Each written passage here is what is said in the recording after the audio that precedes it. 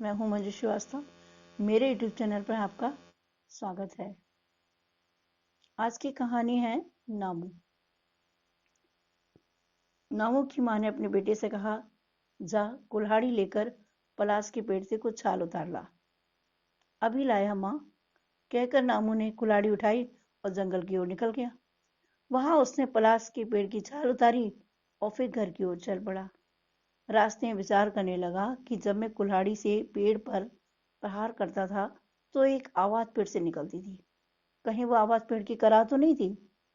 जब मैं कुल्हाड़ी से पेड़ पर प्रहार करता होऊंगा तो पेड़ को पीड़ा भी तो होती होगी। नामू ने घर आकर पलाश की छाल माँ को सौंप दी और स्वयं घर से दूर कुल्हाड़ी लेकर जा बैठा। वहां बैठकर उसने कुल्हाड़ी से अपना पैर रगड़ना शुरू किया। रगड़ के साथ पाँव में पीड़ा भी होती थी, खून बहता था और नामू के मुंह से हल्की हल्की चीखें भी निकलती थी। यह सब उसने पेड़ की पीड़ा का अनुभव करने के लिए किया था।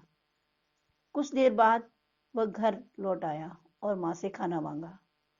उसके चेहरे पर पीड़ा की स्पष्ट रेखाएं दिखाई दे रही थी, मगर वह चुप था।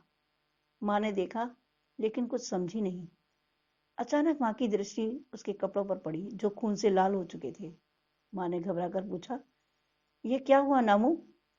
कुछ नहीं माँ, तुम चिंता मत करो। माँ और अधिक घबरा कर बोली, चिंता कैसे न करूं बेटा? तेरे शरीर का खून देखकर मैं चिंता नहीं करूंगी तो फिर कौन चिंता करेगा? नामू कहने लगा, माँ तुमने पलाश की छाल मंगवाई थी तो कुल्हाड़ी से छाल उतारते हुए मुझे ऐसा अनुभव हुआ कि पेड़ करा रहा है और जैसे उसे पीड़ा हो रही है।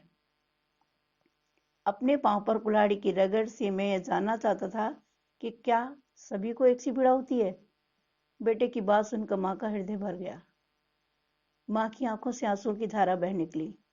उसने नामू को गले लगाते हुए कहा, लगता है मेरे पुत्र के रूप में किसी संत ने जन्म लिया है। बेटे, तू पराये दुख से दुखी होकर उस दुख का अनुभव करना चाहता था।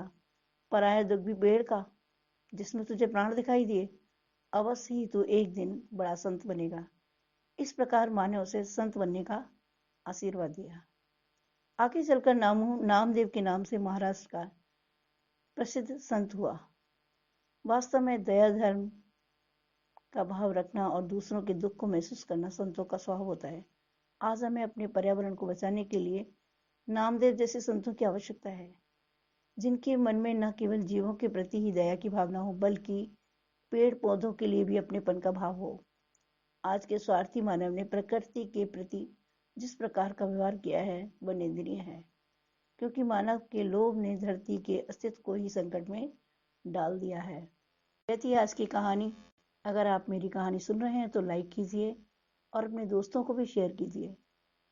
अगर आपने मेरे चैनल को अभी तक सब्सक्राइब नहीं किया है तो प्लीज़ सब्सक्राइब ज़रूर कीजिए और कमेंट करके बताइए कि आपको कैसी लगी।